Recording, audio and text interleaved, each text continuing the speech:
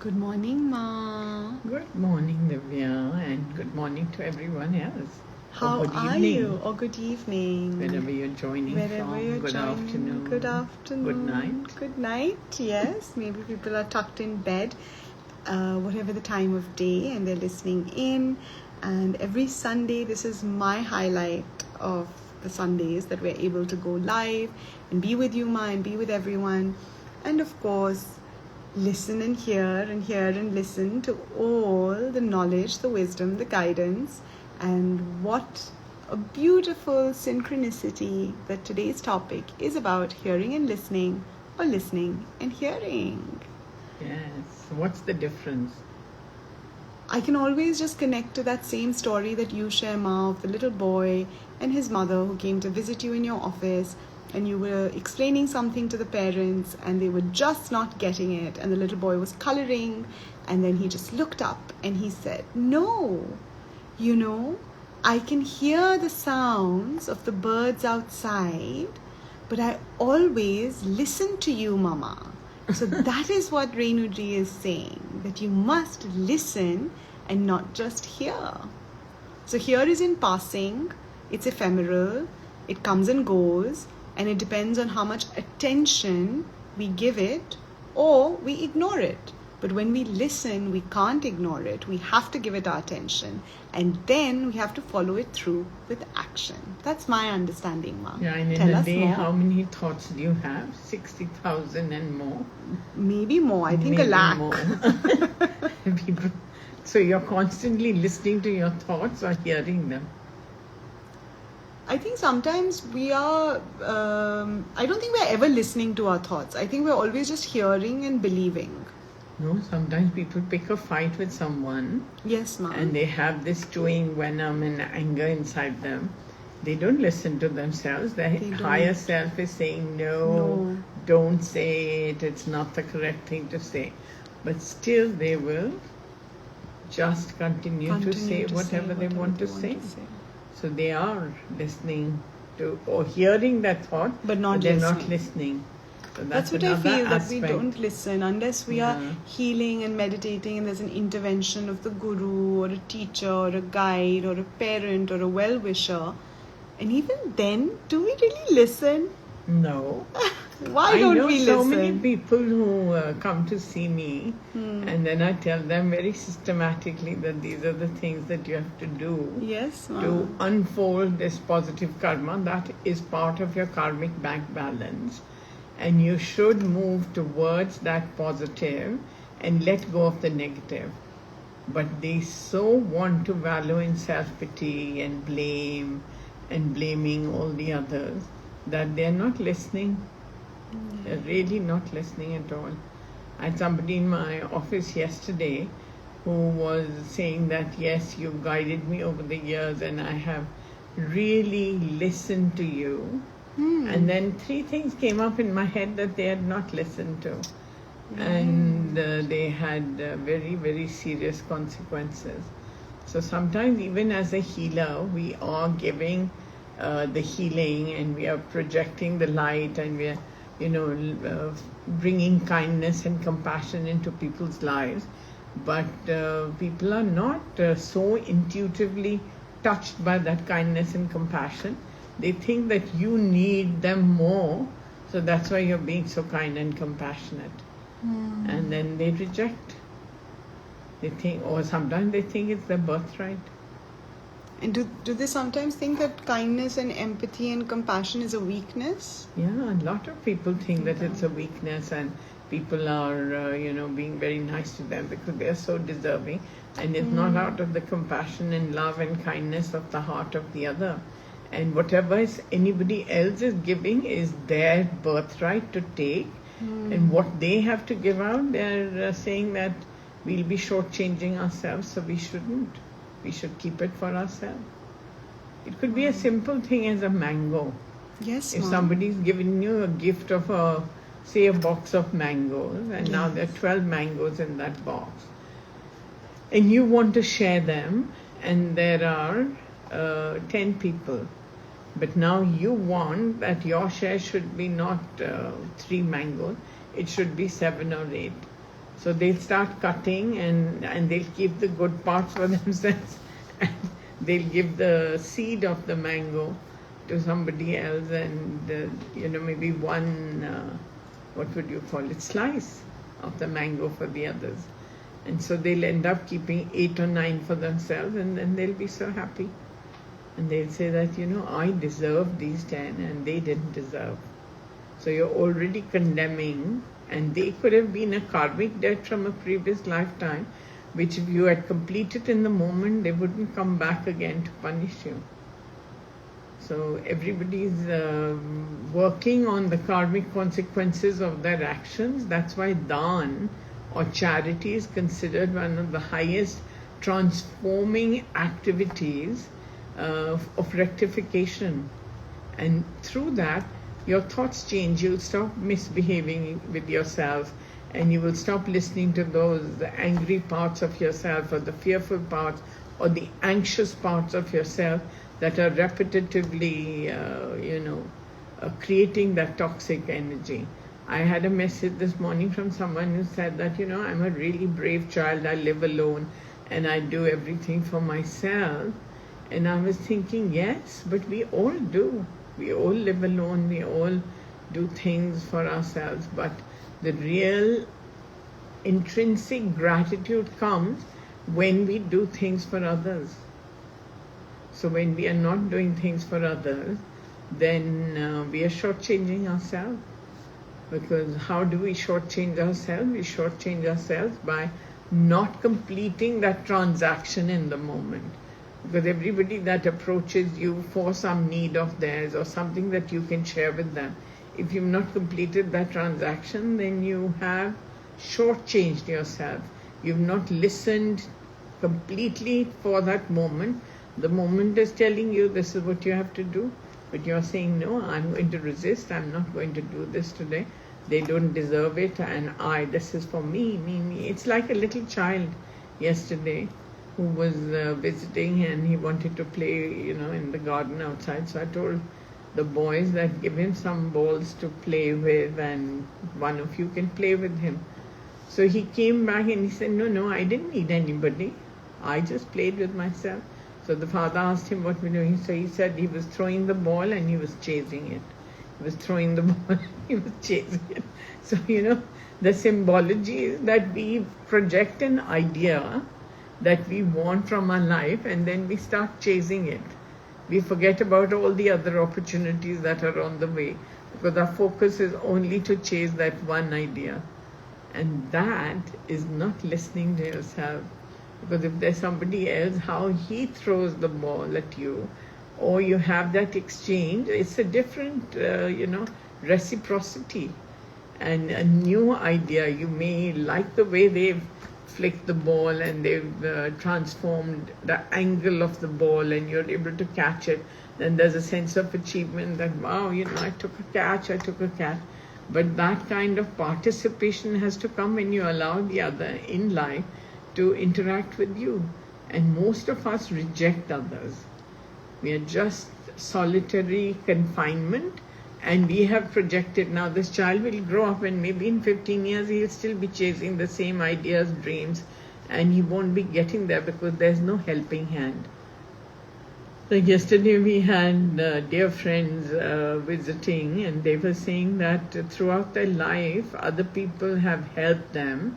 So they also step out of their comfort zone to help others. So that's very important to understand that everybody is helping everybody else, and the more you reach out and help, the universe will help you back. So that is my take on how we must listen to our own intuitive self. Remember, the third eye chakra is the indigo, violet, purple light. That is the Agya chakra, or the command giving chakra for the whole functionality of the human body, and how the blood is moving, how the oxygen, carbon dioxide is being exchanged, how we are breathing, how we are digesting the food we eat, and how our body is eliminating the toxic waste from our body. So everything is functioning through the activation of the third eye chakra. So we can use that chakra also to give some instructions to ourselves, but only if we are listening. Because if we are not listening, then it's going to be a very, what would I say, non-association with yourself. So the inner heart has to associate, you have to listen, you have to activate your third eye chakra, and you have to grow with the supreme spiritual truth that everybody is alone at one level, but everyone is together at another level. The plant is producing that fruit, that seed, that vegetable, or even the grains for you to partake of to keep yourself healthy. The rivers are flowing because you need to drink that water, and everybody is symbolically cherishing, reciprocating, regenerating, reevaluating, and taking decisions in their life. And if you don't flow with supreme truth and love and compassion and kindness, you are actually shortchanging yourself. It's not about the other at all. The joy of giving and sharing and caring is very, very succinctly built into the human mind and human nature. If we don't activate it, then we are not ringing the bell of our mind. So bell we must ring to remind ourselves that we are spiritually awakened, and we have to give the healing light, and know that somewhere in the universe someone is wishing you well. And lots of healers that don't need anything, they're just unconditionally sharing the light. So in that unconditional moment, how do we step away from complaint and criticism and feeling sorry for ourselves and move into that empowerment and joy and surrender and appreciation of all that we are capable of by listening to the voice of goodness and to heal the voice of all the negativity? So I'm going back to somebody else who called me yesterday and said that they had hired a maid, and she was coming to do the work, and then she said that she doesn't like to clean and sweep, and she only wants to cook and maybe put the washing in the washing machine and in the dishwasher, and that's how much she will be willing to do. And so they were saying that we have asked her to leave. So I said, but wasn't you had interviewed her and you had really liked her? They said yes. I said, then wasn't she willing to stay? Yes. So I said, then why have you sent her away? Oh, because she was asking for too much money, and then we would have to hire 2 other helpers to help her.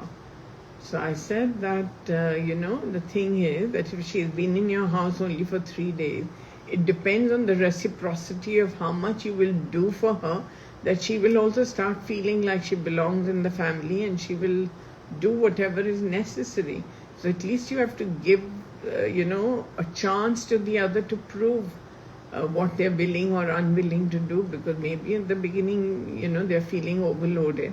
And then after a month or 2, they feel that this is family, this is our home, and we can just do everything. I remember when I hired one of my boys, he had just come as an assistant in the kitchen, and then he was so curious about all the recipes and all the way to cut the vegetables and cook, and because he had come from the mountains, and he was used to a different cuisine. And then I taught him, now he can cook Italian, he can cook South Indian, he can cook Mediterranean cuisines and Japanese and Thai curry. You tell him and he knows everything, because he had a willingness to assist in the kitchen and also to learn. So it depends on how much willingness you have in reciprocation. Of course I had to give him the recipes, of course I had to teach him, of course I had to stand in the kitchen and tell him this much is the spice. Yesterday I was talking to one of my cousins, and we were laughing, and he was saying, what is the distinction of good food? So I said that, a lot of the people think that putting everything into the dish is going to make it very delicious. But the reality is that you have to temper it with just the right spices and with a limited hand for the flavor of the dish to really come out. So that's what makes a good chef, and a clumsy chef who's putting. So it's the same thing in our life. If we keep putting everything for ourselves, we're going to gag at some point. We're going to have nausea. It's like overfeeding a child. It's going to throw up. Because the child doesn't know. You have to stop feeding the child. That's why I think babies are so cute. They only do demand feed. You can't force them to drink more than they want to drink. Yeah. And so sometimes is it that we force our emotions also on others and they don't really care? Yeah. And so then instead of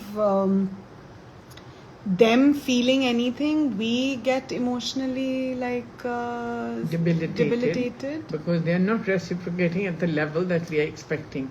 But then I'm always sharing with you that we must not expect anything from anyone. We should expect it from the universe, and we should do for unconditionally for everyone. If I tell you that you must give a red bag to somebody, it doesn't have to be to a friend for her birthday. She can afford to. So you should give it to somebody who cannot afford to buy it. Even if it's a stranger on, outside a temple or a church. Charity begins at home, but you have to be charitable even outside. So you have to really, really, really watch what are the thoughts that are chattering with you, because your third eye chakra is always conscious, always activated, always thinking. Supposing I say think of a flower, now think of an animal, now think of a place, now think of the best fruit that you've ever eaten, now think of a tree, or think of the cremation ground, and think now of a city that you visited, and think of a flavorful dish that you've cooked for yourself. And now, when is the last time you fought with someone, or you sent out a letter, handwritten note to someone? See, in these moments you've gone to so many places. Wow. And so many things, and they were all real, and you could feel them. So the same way, when we decide to think negative and we become fearful, anxious, disturbed, we are actually the law of attraction, and like attracts like, and energy follows thought. We are generating this negative energy too. Nobody else is sending it to us. We are inviting it. So you have to push back, and you have to give love and say, I'm going to just flow with love, and then love will come into your life. Karma and suffering and pain is there in everyone's life. It's how we identify with it. This too shall pass. Yes. Every day in every way. I'm getting better and better. So that's how you have to live your life, because you think that other people don't have pain. For sure they have the pain. Are they not nervous? For sure they're nervous. Are they not fearful? For sure they're fearful. But how are they using those emotions? How are they healing them? How are they talking about them? Getting some advice, maybe from a mentor, maybe from even a counselor. So it depends on who you're approaching. It could be a parent. I know when we were young, we didn't need any counselors and some therapists, as they so called. We just went to our parents, or maybe to our favorite aunt or uncle, and said, oh, this is so bad. And then they would counsel us or mentor us and teach us the skills of how to live life in a more magnified way, and to project that kindness and compassion to other people as well. So if you are living in gratefulness, devotion to do the work, and first you have to do it for yourself. Practice makes perfect. So first you have to do it for yourself, then you'll be empowered to do it for others. It's like first you have to cook for yourself, taste your own cooking, and then whatever you've cooked, if it's nice, you can serve it to your friends. I love that. Or share it even with strangers. Share it even with strangers. Yeah. And so we have a lot of love, of course, coming in from Aruna, Beenu, Rahul Kumar, Sarthak, Chavi. So sweet, love you all. And Tina Auntie and Dinesh Uncle. And then we have a lovely sharing on this topic of cooking and feeding, and whether it's emotions or with food. And we have Alexandra who shares that good morning, Mom. Good morning. And she says that today in Romania they are cooking the dish for peace for the upcoming 4 years. Oh, so sweet. I love that. So share it with others. Yes. Or at least with someone who can't afford to cook the dish. Yeah. Is it the cabbage leaf like wrapped? Tell us, Alexandra. The steamed cabbage leaves, yeah. I don't know what it's called, but I've had a vegetarian version, I think, which is very tasty. Very tasty. Yes. Layered With the cabbage leaves wrapped. I think with meat mostly, but they did it with rice for me, yeah. So that's really nice. Mm. So she's sharing it's election day. Yeah, a lot of transformation. So do the political people or our governments really listen to the need of the citizens? Yes. And how do we heal it that our needs are more universally met, like as one global human family? We are all sending healing for peace so that there's no war, no conflict, no nuclear bombs, no loss of life, no loss of property, no damage, and families stay in loving environments and safe. It can't instantly magnify and become, but the process has started. The more you'll heal, the more good news you'll get. That, somebody went to fight the war and they've come back home peaceful, happy, healthy. So that'll be an indication that your healing is working. So the universe will always talk to you and will share little tidbits of information, Yes, ma'am. The other day, Divya and I were in the car and we had some sandwiches we had taken for, maybe a nibble or a picnic somewhere. And then we were buying some fruit, and then the fruit man was telling his thing that I wish I had something to eat, though he had a basket and a stack full of beautiful fruits, but he didn't want to. That was part of his business enterprise. So Divya asked him, will he have sandwiches? And then he looked at her a little and he said, yes. So then Divya passed the sandwiches to him. And he didn't even wait for us to leave. He started eating them and weighing the fruit. And so it just showed that there was some exchange from a previous lifetime with him, that we had to buy the fruit, we had to help his business. And I think we ended up buying more than we needed. Yes, ma'am. And he was so happy with the sandwiches and he kept thanking us. Yes, and ma'am. then we came back home and we had hot food, I think parathas we had. Yes, ma'am, hot parathas. parathas. It was a very, very sweet exchange that we passed the sandwiches forward that were made for us. But the reality is that they were always made for him. So his destiny and his karma was stamped on that part of that food. Yes, ma'am. And one day the police were standing. Yes, on the Greater Noida highway, because we had the president was visiting. And so traffic jam was there, and then they were all like really looking like they were going to faint in the heat. And so then I'm just connecting the dots that they were sending out a call in the universe that they're very thirsty. Yeah, and you heard it. And I heard it. I was listening because I'm a healer.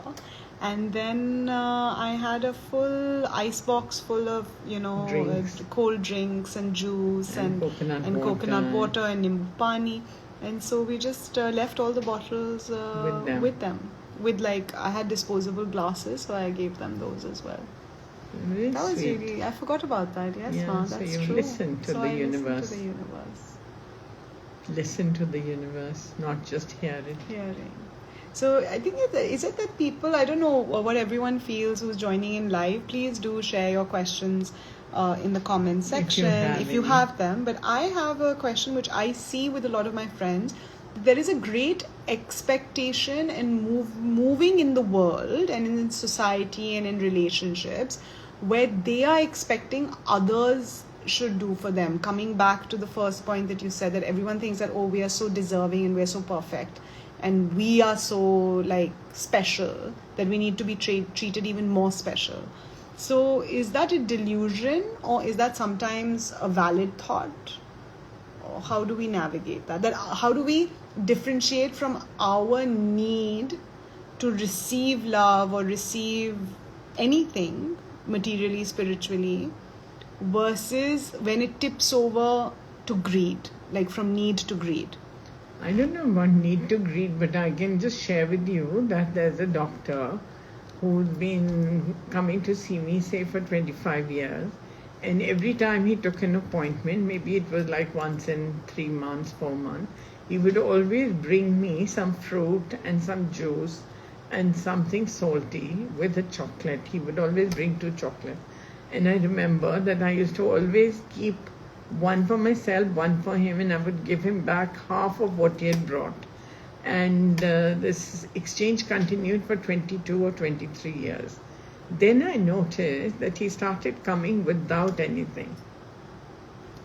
So I was thinking that why is he now stopped his ritual, buying something and bringing it, and then we would have this banter, and he would say, no, I want that packet, and I would say, no, I also want that packet, and we used to have like a tug of war between us, because he always had picked and, thought that this chocolate is for me and this is for ma'am. This one ma'am will give me, and so there was always this,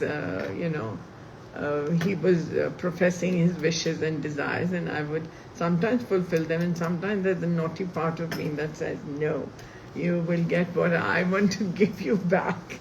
And then one day I just happened to ask him that how come and he shifted into a new house, and he had not brought me any mithai. So I told, not that I eat mithai, but still, it's traditional that you should take for the elders of the family. So then he said that, I came in a rush and next time I'm going to bring it.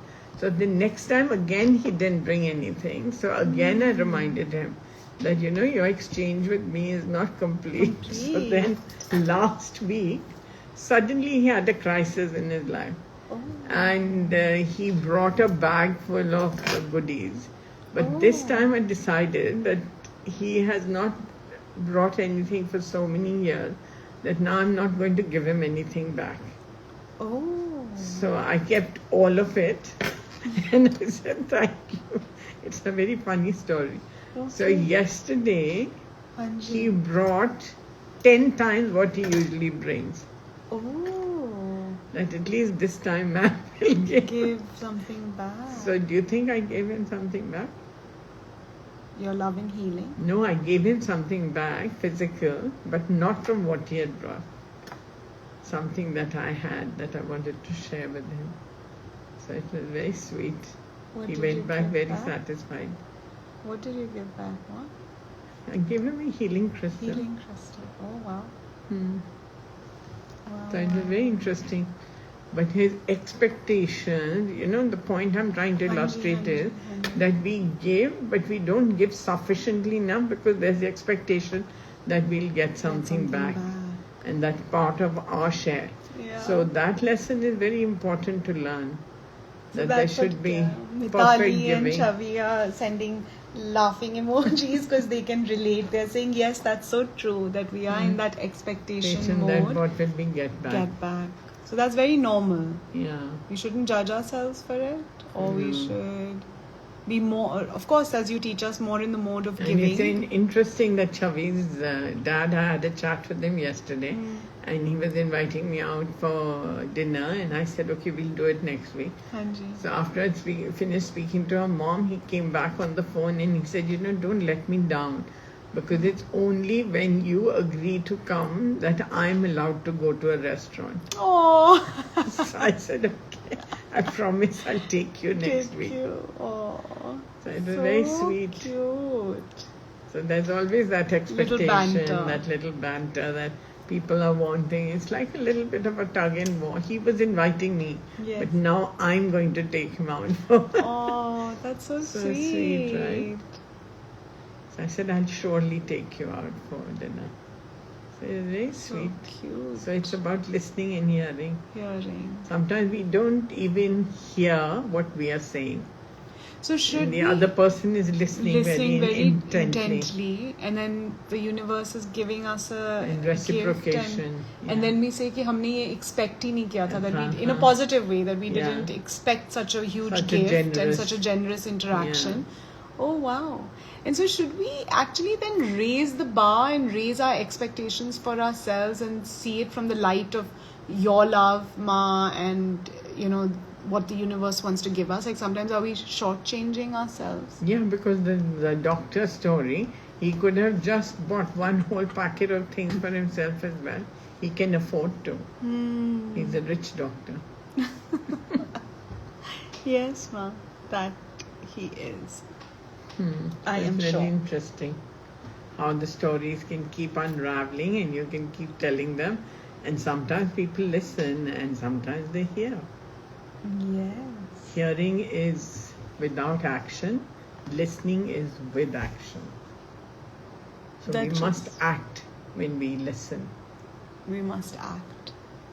And so if we, as we will like conclude and all of us will step back into our, regular days and lives and Sunday activities, how do we move ourselves out of inertia? Like I'm sure there's some people listening and all of us at some point in our life have been in this like quicksand inertia where we feel so sorry for ourselves that we are not being appreciated, that why should we do for others? So I want you to heal that for all of us. Yeah, but really. We had somebody gifted us a candle with tuberose fragrance, and Divya said, "Oh, Mom, this is your favorite. Let me light it." So she lit it, and the candle was very sweetly spreading the aroma in the room. And then one of the boys came and he said, "Oh, ma'am is sitting without the fan on." Yes. And he turned the fan on full speed, and within 5 seconds, the candle had snuffed itself out. So now the story goes that who is creating the karma and who is listening to the heart. Divya was listening to her heart and she wanted to light the candle. But the candle didn't want to burn at that time.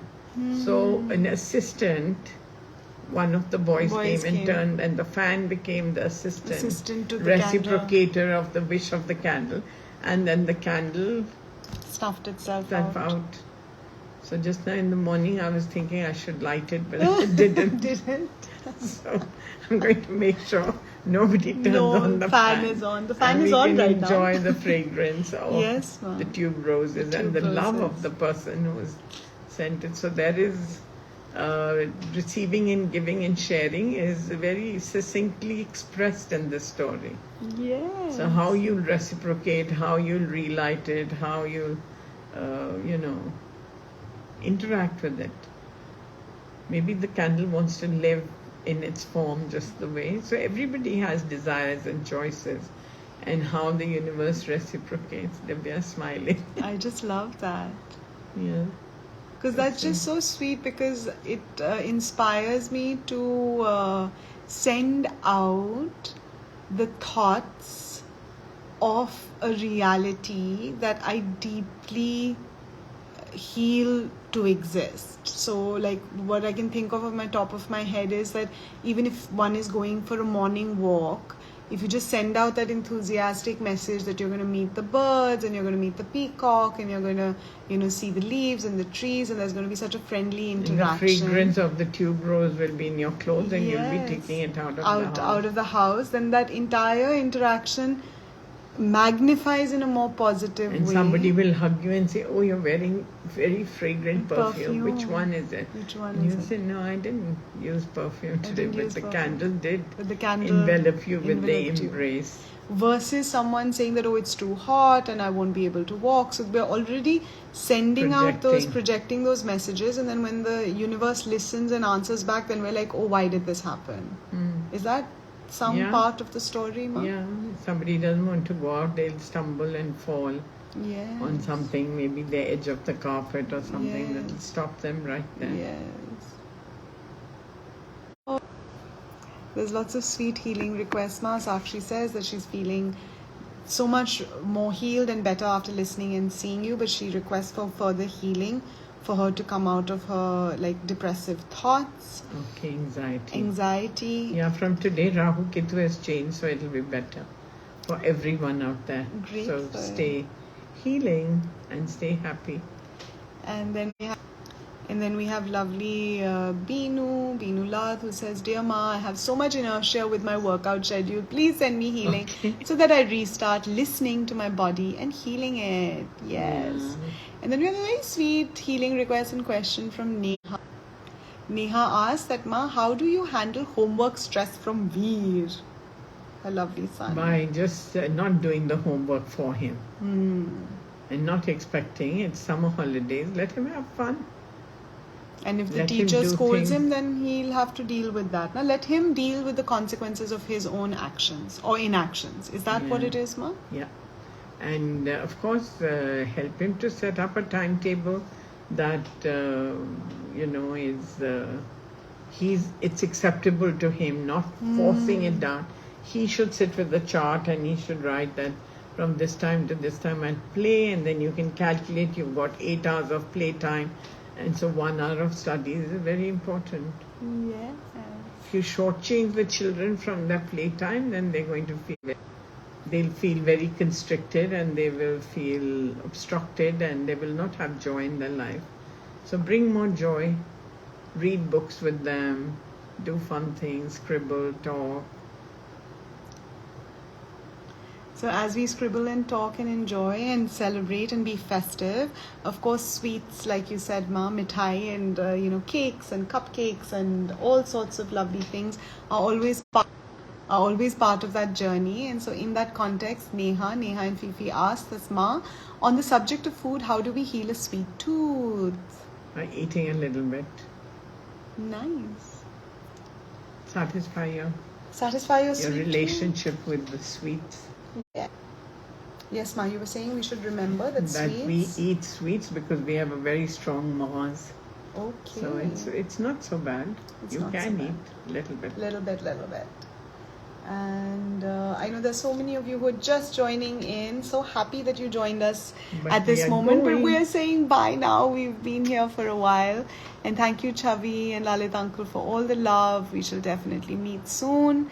And I'll take a final question that says, I think that's relevant to everyone. As Ruby says that, how do I build more willpower, Ma? By doing a lot of healing on the calves. And maybe just even if you're not a healer, massaging your calves or putting your feet in salt water for a few minutes, hot water with sea salt, and dip your feet in it for 10 minutes, and then your calves will be very activated and you will have willpower.